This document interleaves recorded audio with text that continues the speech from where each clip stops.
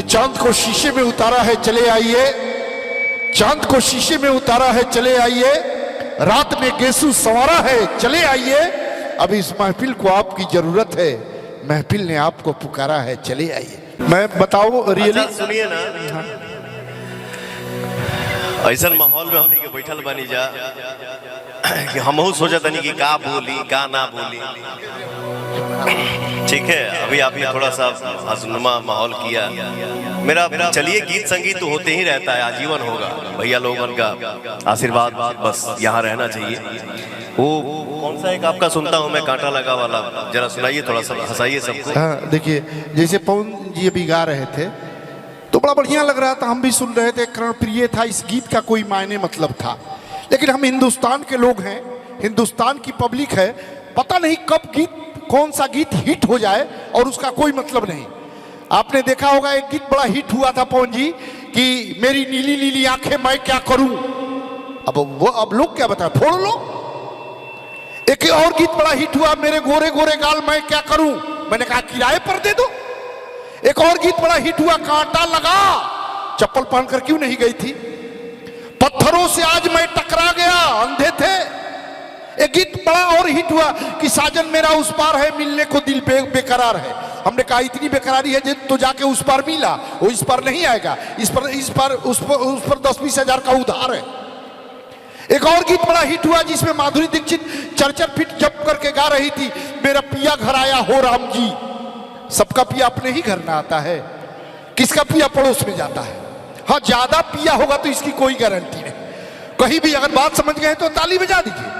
हाँ, एक और गीत बड़ा हिट हुआ कि सुहाग रात है घूंघट उठा रहा हूं मैं, किसके बाप पर एहसान कर रहे हो, शादी तुम्हारी हुई है तो तुम ही ना घूंघट उठाओगे। अब इस गीत इस काम के लिए दीपक जी कहाँ है, वो तो आदमी परमानेंट तैयार रहता है। दीपक जी यही है, दीपक जी, सुहाग रात है घूंघट उठा रहा हूं, आइए।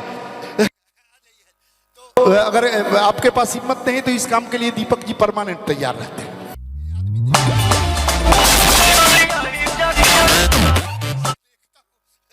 बता रहा हूं तो मैं तब तक एक और गीत बड़ा हिट हुआ। हाँ, बुलवा रहे हैं डिम्पल जी के नाम से, आप बड़ा एक्साइट है भाई, हम समझ रहे हैं। डिम्पल जी को हम बुलवाएंगे, होना चाहिए। हाँ, ये होना चाहिए, उम्र की बात है ना, हम भी कभी हुआ करते थे, आपको नहीं पता।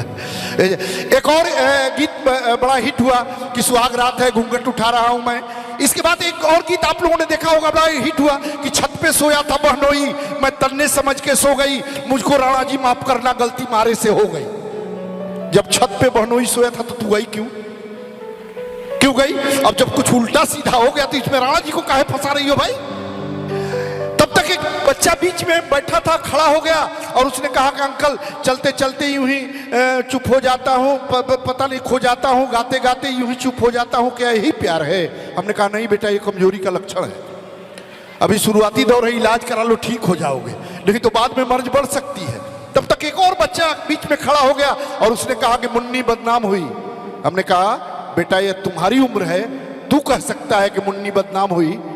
अगर जिस मंच पर पवन जी खड़े होते हैं, इस मंच से मुन्नी का सम्मान किया जाता है, यही पवन जी की पहचान है कि हसरत इश्क नीलाम न होने देंगे, दिल की दुनिया में शाम न होने देंगे, अरे उल्फत के सारे इल्जाम अपने ऊपर ले लेंगे, पर मुन्नी तुझे कभी बदनाम न होने देंगे। तो मैं भोजपुरी की उस अच्छा डिम्पल जी, हम डिम्पल जी को तो विधायक जी अब कह रहे हैं कल से।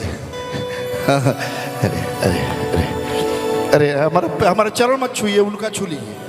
हाँ, इसलिए ना कि हमारा चरण आचरण दोनों बहुत गंदा है, इतना ईमानदारी से कोई नहीं कह सकता है। इस मामले में मैं बहुत गंदा आदमी हूँ, इसीलिए अपना चरण और आचरण दोनों से दूरी बना के रखता हूँ। आइए डिम्पल जी के लिए एक बार ताली बजा जानी चाहिए कि जुल्फ घटा बनकर लहराए आँख कमल हो जाए, जुल्फ घटा बनकर लहराए आँख कमल हो जाए, शायर तुमको पल भर देखे और गजल हो जाए, जिस दीपक को हाथ लगा दो जले हजारों साल तलक, जिस कुटिया में रात बिता दो ताजमहल हो जाए। जियो जियो जियो जियो मेरा भटियारा जियो। हम यूट्यूबर है, डाल देंगे सबका कहीं तक ही। हाँ हम बुलवा अरे रहे हैं। यार इतनी खूबसूरत एक्ट्रेस आपके मंच पे आई हैं, इनको माइक तो दीजिए, दो शब्द बात करें। तब से बोले जा रहे हो यार बेमतलब के। खड़ा हो जाओ यार। सबसे पहले तो आप सभी को मेरा प्रणाम है, और जितने भी गार्जियन बैठे हैं उन लोगों को भी मेरा प्रणाम है। और थैंक यू सो मच पवन जी, जो आप हमें हमेशा मौका देते हैं। और आज जो कुछ भी हूँ मैं इन्हीं की बदौलत हूँ, क्योंकि ये मेरे उस सिचुएशन में साथ दिए हैं जब किसी की सहारे की ज़रूरत होती है, और आप मेरे लिए भगवान थे, हैं और हमेशा रहेंगे।